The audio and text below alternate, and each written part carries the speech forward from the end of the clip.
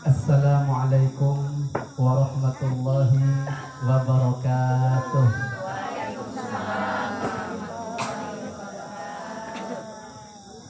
Bismillahirrahmanirrahim.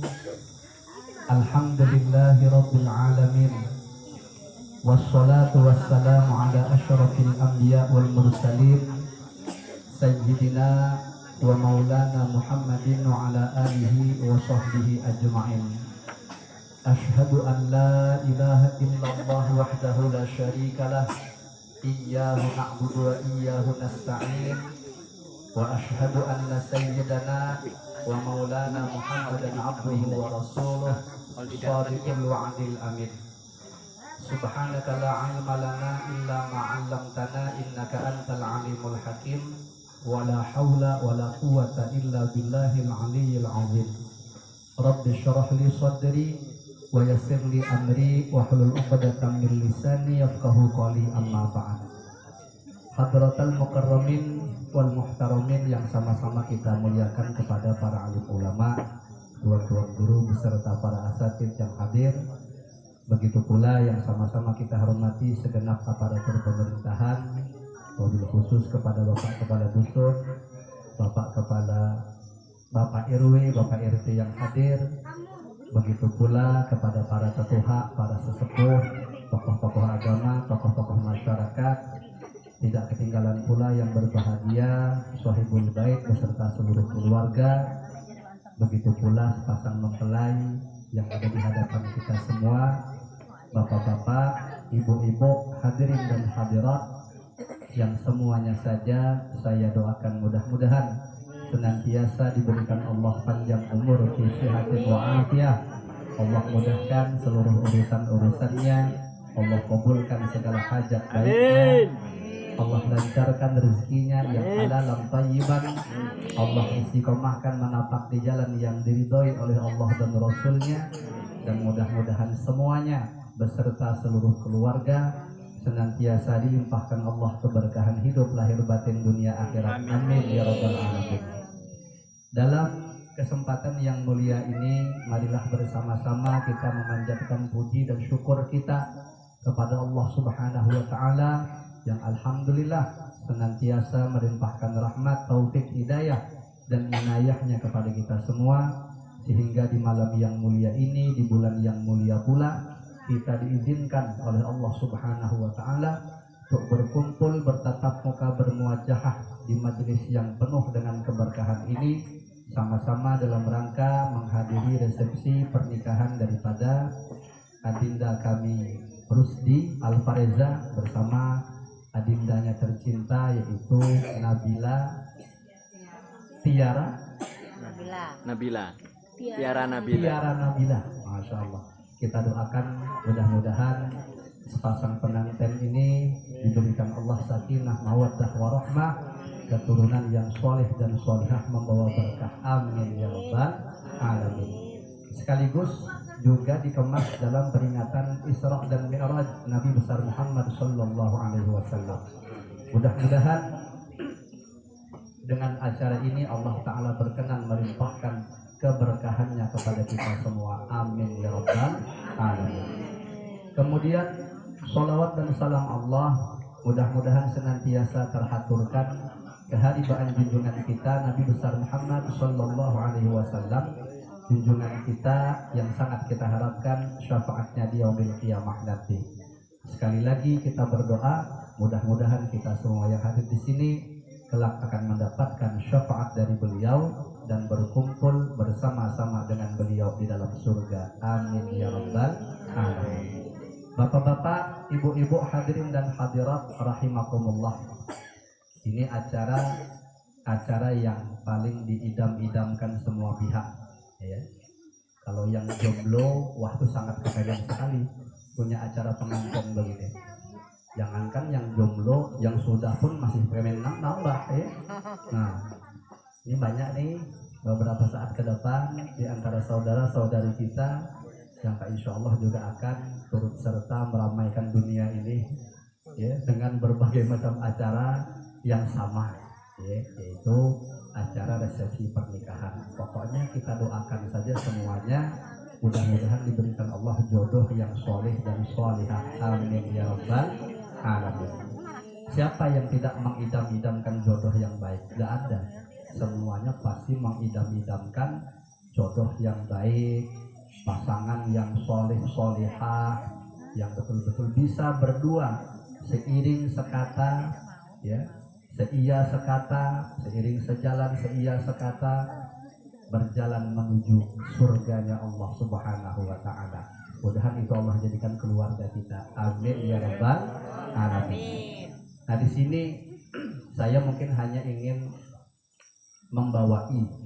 mengajak kepada semuanya untuk merenungi sebuah nasihat yang dahulu pernah disampaikan oleh salah seorang dzurriyyah, keturunan daripada junjungan kita Nabi besar Muhammad sallallahu alaihi wasallam, yaitu Al-Habib Abdul Qadir Ba'bud. Itu beliau pernah memberikan penjelasan bagi kita yang mungkin belum berumah tangga atau sudah berumah tangga, macam mana kita memilih pasangan kita itu pasangan yang baik untuk kita jadikan pasangan hidup.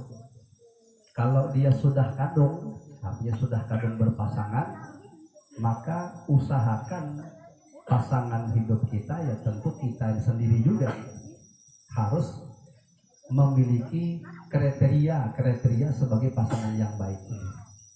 Jadi ini bukan ceramah ulun sebenarnya, tapi kita sama-sama merenungi nasihat, cuman ketepatan aja ulun yang tukang sampaikan. Dan jadi ini ulun anggap sebagai nasihat untuk pribadi ulun sendiri dan untuk pian semuanya, dan terkhusus lagi untuk sepasang mempelai. Nah, jadi kata beliau, kriteria atau pasangan yang baik menjadi pasangan kita di dalam rumah tangga itu ada beberapa kriteria, ya, ada beberapa tanda atau ciri-ciri lah, yang kalau kita mendapatkan tanda-tanda ini, maka insya Allah kehidupan kita akan sukses dunia wal akhirah. Ya, bukan hanya dunia tapi sampai ke akhirat. Jadi kalau bisa cari bagi yang belum 3 kriteria. Jadi ada 3 yang disebutkan oleh Al-Habib Abdul Qadir. Kalau yang sudah kadung tadi, nah usahakan punya 3 hal. Sekali lagi kalau itu kita dapatkan, insya Allah perjalanan hidup kita sukses dunia akhirat. Apa itu? Pertama, kata beliau, cari pasangan hidup itu yang mencintai ilmu, ya, yang mencintai ilmu. Macam mana? Di antara tanda-tanda pasangan hidup yang mencintai ilmu, sekurang-kurangnya dia hobi menuntut ilmu, hobi hadir ke majelis taklim, hobi belajar, ya. Nah, kenapa? Karena pada diri pencinta ilmu, penuntut ilmu itu, di situ ada kebaikan. Kata Imam Syafi'i itu, kalau kita melihat ada orang cuma sekedar rajin beribadah, tetapi tidak hobi hadir ke majelis ilmu, maka orang seperti itu belum disebut orang yang baik. Kenapa? Karena sekedar ibadah saja itu kalau tidak diiringi dengan ilmu justru banyaknya luput. Iya. Itu sampai di dalam kitab Risalatul Mu'awanah Al-Imam Qutbud Da'wah wal Irsyad wa Ghawthul Ibadi wal Bilad Sayyiduna Al-Habib Abdullah bin Alawi Al-Haddad menceritakan sebuah cerita. Ada seseorang yang di hari kiamat dihadapkan di mahkamah ilahiyah, disidang di hadapan Allah. Dia waktu di dunia diberi Allah umur 60 tahun. Ibadahnya rajin ibadahnya. Tapi setelah dihisap, dicek ibadah 60 tahun itu, ternyata tidak ada satupun ibadahnya yang diterima oleh Allah Subhanahu wa ta'ala. Nah, kenapa sedemikian? Karena dia beribadah tanpa ilmu. Itulah mahalnya harga ilmu. Kalau untuk sementara ini sebatas yang saya amati, karena saya kenal sama mempelai pria, Pak insya Allah bihaulillah wa quwwati, saya berhusnul dan berbaik sangka beliau termasuk pencinta ilmu, karena hobi live streaming di Tungkal pengajian terkhusus sembahyang subuh. Jadi pengajian saya yang saya tahu di setiap subuh Selasa di Masjid Sepakat, beliau paling hobi melakukan live streaming. Itu logikanya subuhnya aja sudah berusaha sekuat mungkin untuk dikerjakan secara istiqomah. Itu nilai plus yang juga nanti masuk dalam salah satu tanda 3 tadi. Nah, cuman karena kita belum membahas itu, kita bahas poin yang pertama, nuntut ilmu. Dan live streaming itu tentu beliau pun sering hadir ke majelis taklim. Jadi satu nilai plus untuk mempelai pria itu sudah saya dapatkan. Jadi Pak insya Allah bihaulillah wa quwwati, Adinda Tiara bersyukur punya suami seperti Adinda Rusdi ini. Kenapa? Karena sebatas lagi yang saya ketahui beliau termasuk pencinta ilmu dan itu sudah punya nilai plus. Ya. Kata Imam Syafi'i, man la yuhibbul ilma la khaira fi. Siapa yang tidak suka ilmu maka tidak ada kebaikan di dalamnya.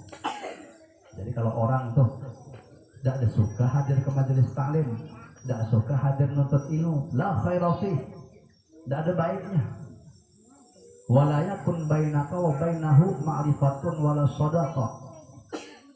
Orang yang tidak suka nuntut ilmu, jangan sampai ada antara engkau dan antara dia, kata Imam Syafi'i, terjalin hubungan perkenalan atau keakraban.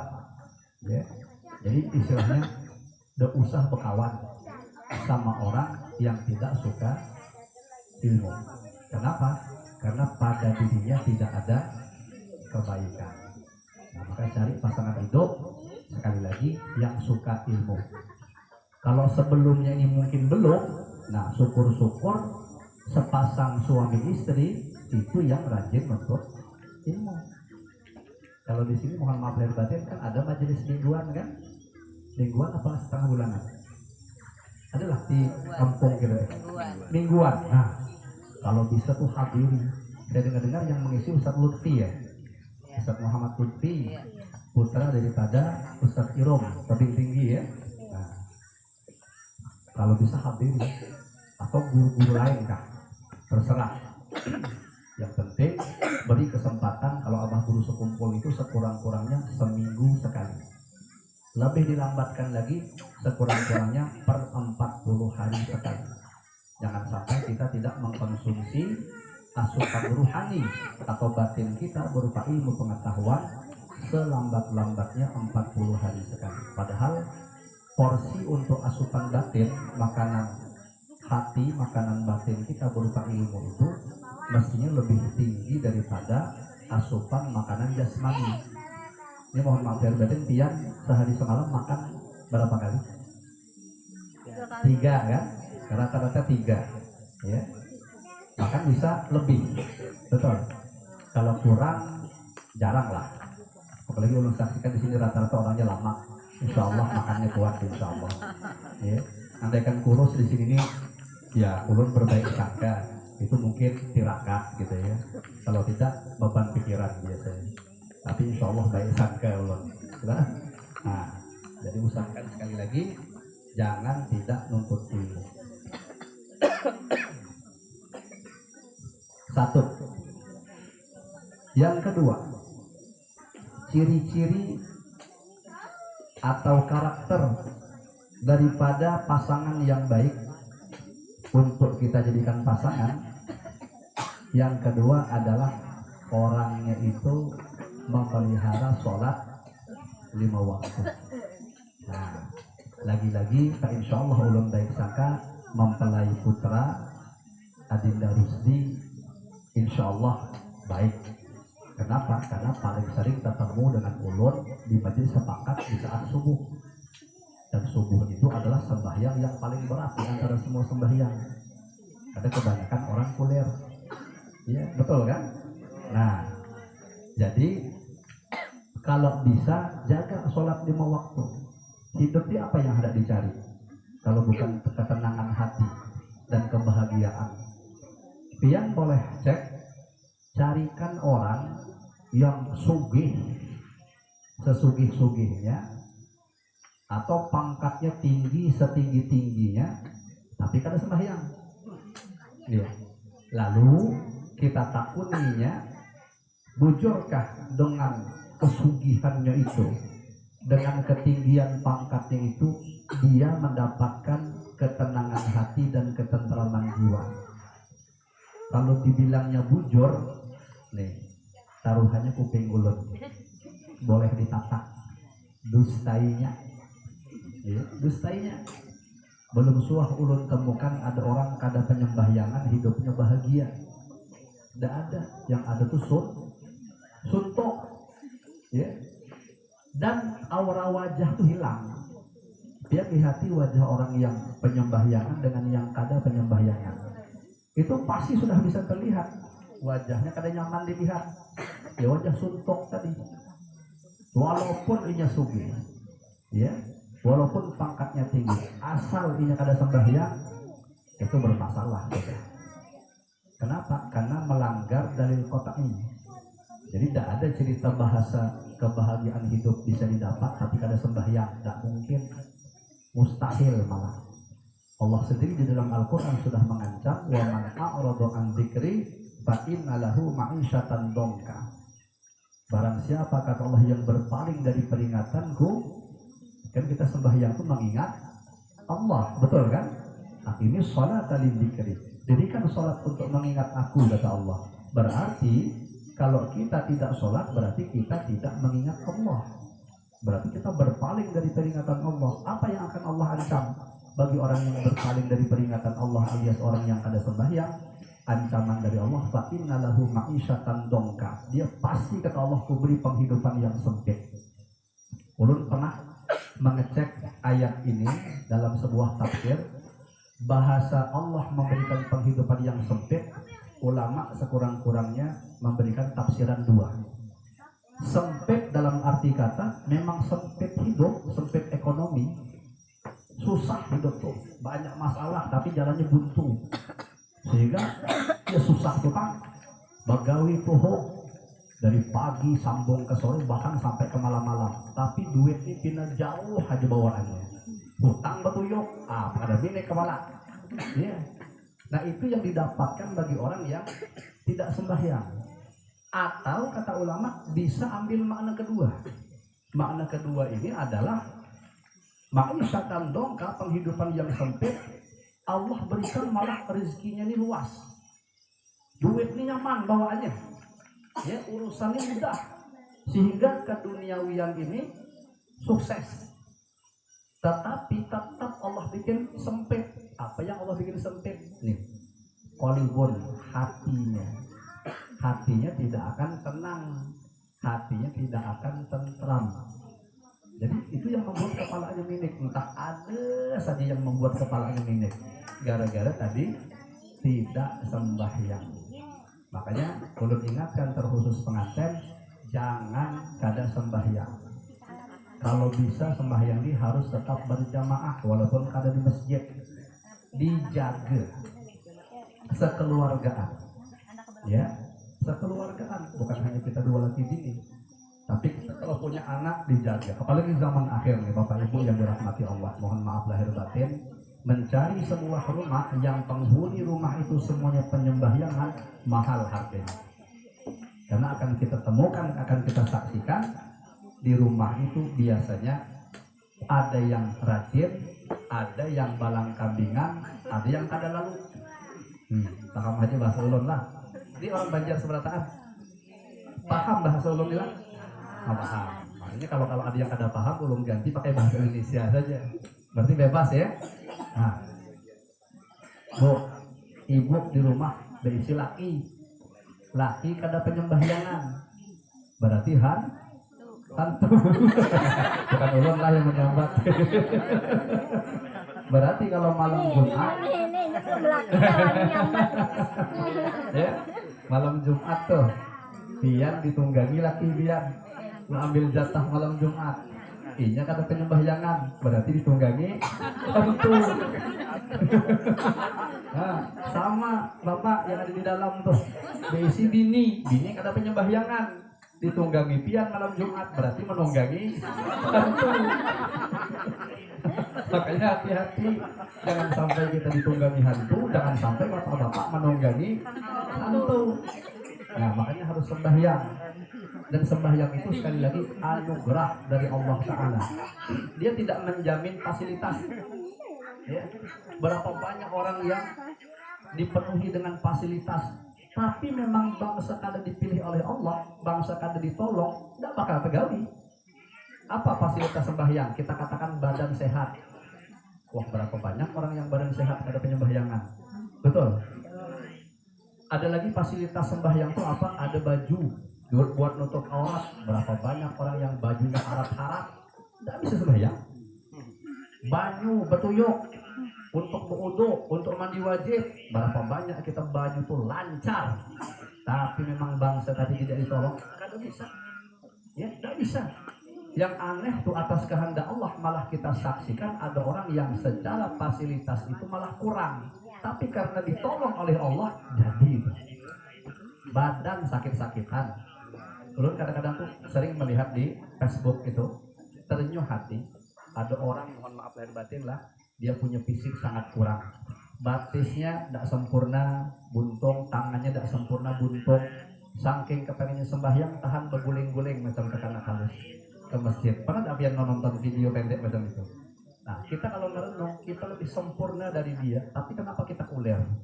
Sedangkan dia jelas-jelas orangnya sangat kekurangan, tapi karena ditolong Allah, jalannya lancar.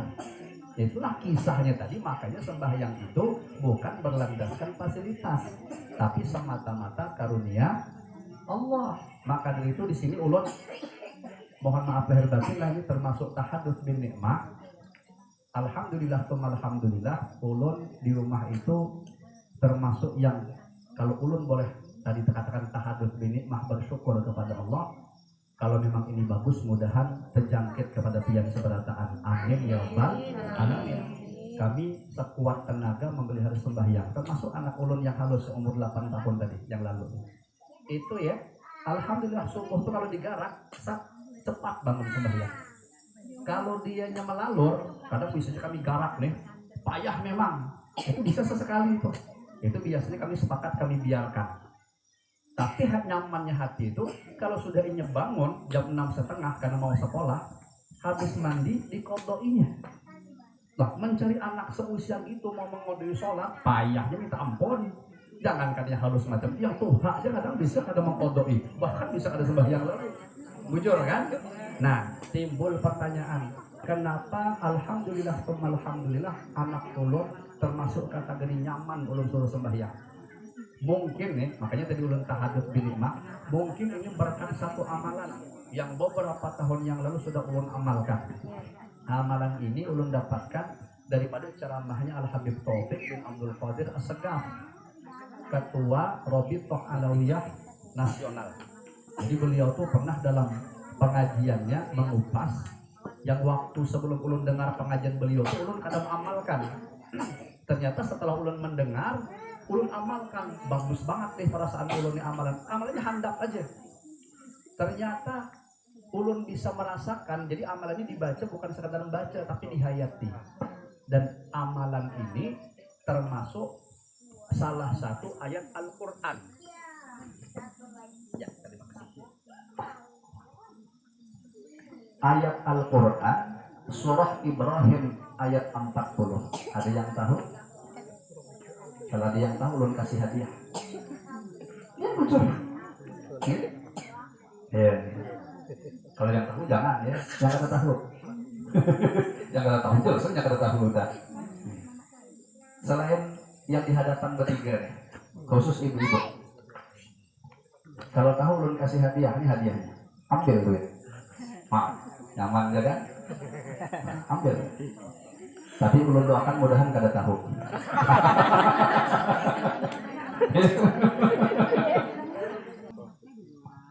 Di dalam syarah kitab Sulamut Taufik, kalau kada salah kitab Mirqatus Su'ud karangan Syekh Muhammad Nawawi bin Umar Al-Jawi Al-Bantani, disebutkan di antara yang menyebabkan orang was-was tadi itu adalah karena suka mengamihi peludahan atau meludahi pengamihan. Ini jangan batakai ya di WC. Nah di WC kasusnya tahu-tahu beludah. Lalu ludah itu dikamihinya. Nah ini namanya mengamihi peludahan. Ya. Kalau beginian jarang, lelaki mungkin bisa jadi. Waktu beriak tadi, dihurungi lalat. Wah, nyaman banget ditembak-tembakinya. Hanya kurang bahagia dari kisahnya waktu halus. Berhati-hati. Itu namanya mengamihi peludahan. Atau dibalik, meludahi pengamihan. Sudah kita bakami, sudah kita buang air besar, kita ludahi kotoran tuh. Nah itu namanya meludahi pengamihan. Orang yang melakukan itu akan ditimpa penyakit yang namanya was-was. Makanya bahaya ya, hati-hati. Sudah baca Qul a'udzu binas, baru baca ayat ini tadi. Surah Ibrahim ayat 40. Apa bunyinya? Rabbi ja'alni muqimas sholati wa min dzurriyyati Rabbana wa taqabbal doa. Hafallah? Belum, sekali. Ulun sampai 3 kali. Rabbi ja'alni muqimas sholati wa min dzurriyyati Rabbana wa taqabbal doa. Belum hafal kan? Belum. Sekali lagi, 3 kali. Ya. Rabbi ja'alni muqimas sholati wa min dzurriyyati Rabbana wa taqabbal doa. Kalau bisa dihayati, direnungi maknanya tuh. Jadi bacanya pelan-pelan saja. Kalau direnungi kira-kira Rabbi ja'alni muqimas sholati, ya Allah ya Tuhanku, jadikanlah aku orang yang istiqomah mendirikan sholat. Makanya kita minta kepada Allah bisa istiqomah sholat, karena sholat ini berat. Sudah tadi disinggung bahwa dia tidak bergantung fasilitas. Walau fasilitas kita tidak lengkap, kalau Allah berkeinginan nolong kita pasti jadi. Kenapa? Karena kisahnya kita ditolong Allah. Nah, dan hebatnya di dalam doa ini Allah mengajarkan yang minta bisa sholat itu bukan hanya kita, tapi kita minta juga seluruh keluarga kita. Wa min dzurriyyati, ya Allah jadikanlah juga orang yang istiqomah sholat itu keluargaku. Nisbatnya kita suami, kita minta istri kita juga istiqomah sholat. Nisbatnya ibu-ibu yang manjatkan doa itu, ibu minta suami ibu juga sholat. Nisbatnya ibu ini mama, berarti anaknya juga sholat. Nisbatnya ibu ini mintuha, berarti menantunya juga sholat. Nah, jadi seluruhnya kita minta supaya sekeluargaan, seketurunan sampai hari kiamat, semua keturunan kita ini orang-orang yang istiqomah mendirikan sholat dengan ringan, berjamaah, khusyuk, karena mendapat pertolongan Allah. Baru dikunci hujungnya, Rabbana wa taqabbal doa, ya Allah kabulkanlah doa kami. Adalah satu sembahyang yang kita tinggalkan, nama kita tuh tertulis di gerbang neraka. Paham dong? Misalnya ijah, ada ijah di sini. Dada ya, berarti selamat. Ya selamat. Gitu. Kalau ada ulun ganti contohnya. Ijah ada sembahyang subuh, kada dikodok. Berarti di gerbang neraka itu nama ijah tertulis satu contrengan. Harus dihapus. Macam mana hapusnya? Ya dikodok tadi itu untuk taubatnya. Kalau kalian dikodok-kodok, ya berarti satu contrengan itu terus awet. Lalu emang kenapa Ustaz? Kalau seandainya dia contrengan yang awet, berarti si ijah ini wajib masuk neraka selama satu hukum. Jadi satu sembahyangan kalau ditinggal, itu hukumannya masuk neraka satu hukum. Emang berapa hukum? Satu hukum itu berapa lawas? Alhamdulillah ulun dapat keterangan satu hukum itu ternyata kada lawas, cuman sekitar 4.000 tahun. Ya. Buat satu sembahyang. Bagaimana kalau ada orang ketinggal sembahyang berminggu-minggu, bahkan berbulan-bulan, bahkan bertahun-tahun, kita kada tahu lagi nyambatinya macam mana. Betul kan? Nah makanya dihapus tadi itu. Apalagi di zaman akhir ulun banyak ketemu orang-orang yang curhat kepada ulun tentang sembahyang tadi. Dan ketepatan kegiatan kemasyarakatan itu, maksudnya usaha-usaha itu paling banyak membuat orang kada sembahyang. Hasil survei ulun lah, pekerjaan yang banyak orang kada sembahyang, pertama nelayan. Ulun banyak diisi jamaah yang nelayan nih, apalagi ngetrol, pergi ke laut 20 hari, setengah bulan sampai sebulan. Itu ulun belak-belakan berkisah. Di mana pian sembahyang Jumatnya? Urheng beliau. Di mana Ustaz yang masjid tengah laut sana malah ada sembahyang Jumatnya kami. Jangankan sembahyang Jumat, kan sembahyang hari-hari pun kuler. Nah coba kalau dipikir-pikir banyu bejibon dia, hendak berwuduk tinggal tajun aja, betul kan? Kan asal tubuh pian yang kada sembahyang, mal'un. Apa mal'unnya? Seluruh tubuh pian berada di bawah kutukan. Kalau pian berisi anak halus, nah ibu-ibu menyusui anak, tapi mamanya kada sembahyang, berarti seluruh tubuhnya termasuk banyu susunya dikutuk, disedot sama anaknya. Ganal anaknya itu akhirnya tumbuh berkembang tubuhnya itu dengan banyu susu, tapi banyu susu yang kada disembahyangi. Jangan heran pian punya anak bakalan keras kepala, bakalan payah diatur, bakalan menjadi anak yang mohon maaf lahir batin buat nenek kepala abah sama mama.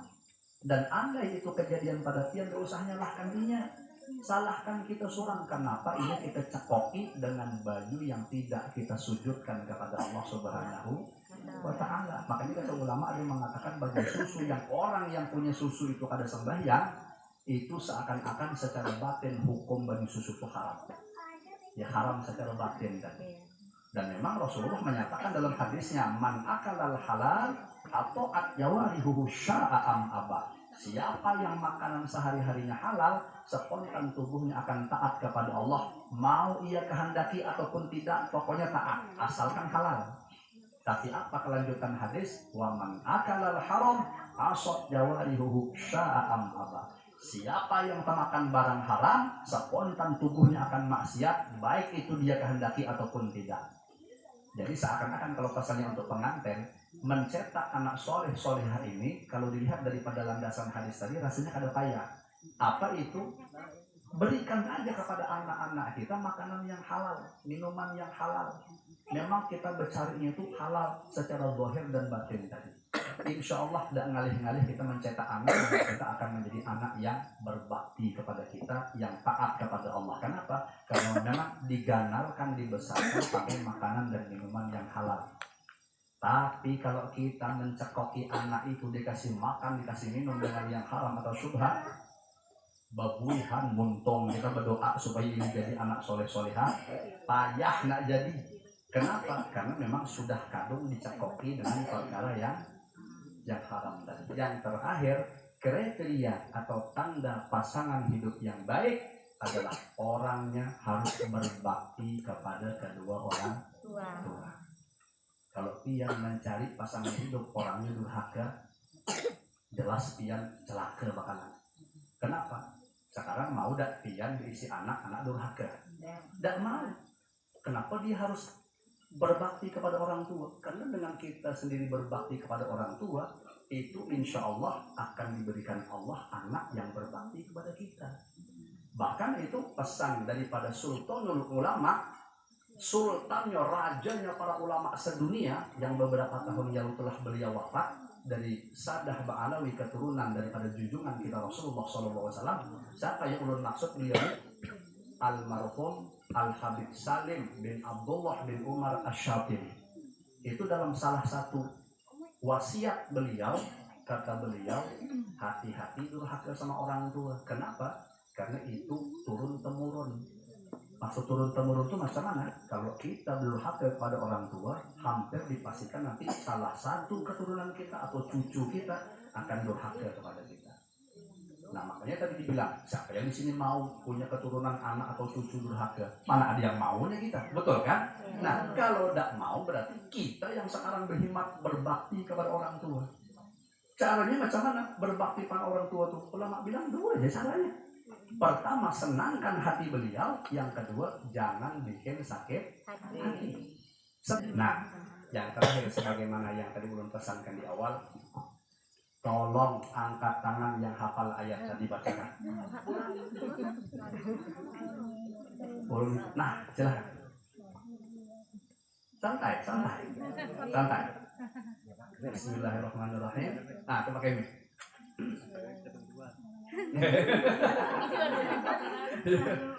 Ya, silakan. A'udzu billahi minasy syaithanir rajim. Bismillahirrahmanirrahim.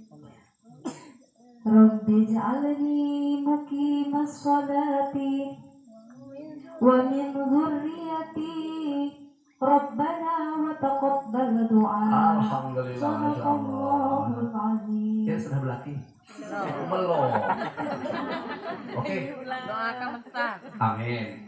Ulun doakan dia ya, termasuk mudahan dapat jodoh yang baik.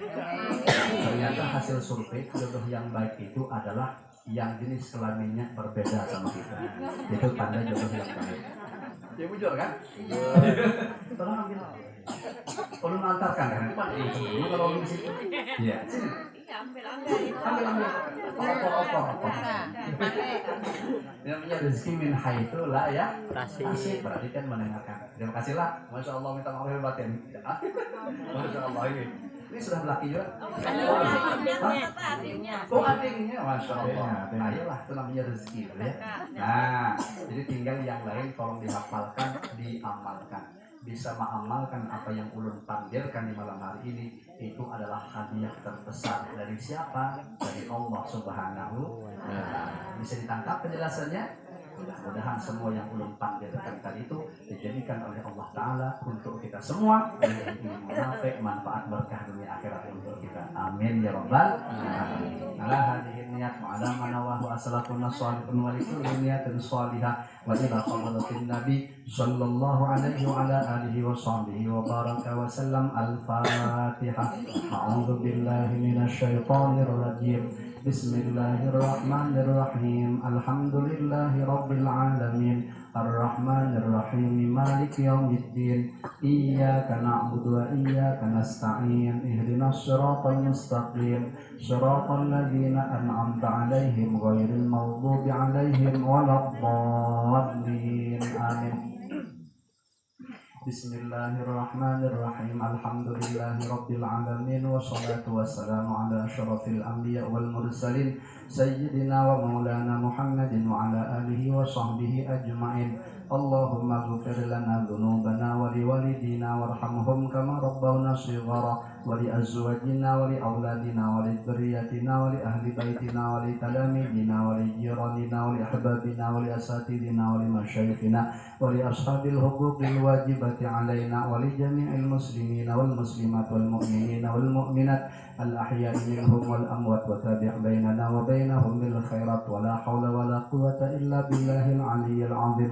Allahumma inna nas'aluka salamatan fid din wa afiyatan fil jasad wa ziyadatan fil ilmi wa barakatan fil rizqi wa taubatan qabla al maut wa rahmatan 'inda al maut wa maghfiratan ba'da al maut. Allahumma hawwin 'alaina fi sakaratil maut wan najata minan nar wal 'afwa 'indal hisab. Rabbana la tuzigh qulubana ba'da idh hadaitana wa hab lana min ladunka rahmatan innaka antal wahhab. Rabbana hab lana min azwajina wa dhurriyyatina qurrata a'yunin waj'alna lil muttaqina imama. Allahumma innal amra indaka wa huwa mahjubun 'anna wa la na'lamu amran nakhtaruhu li nafsina fakun antal mukhtaru lana wahlilna fi ajmalil umur indaka wa ahmadiha aqibatan fid dini wa dunya wal akhirah innaka 'ala kulli syai'in qadir. Allahumma ya man huwa qadim wa ya hayyu wa ya qayyum wa ya awwal wa ya akhir iqdi hajatana ya Allah ya Allah ya Allah ya Allah ya Allah ya Allah ya Allah ya Rahman ya Rahim ya Samad. Rabbana taqabbal minna innaka antas samiul alim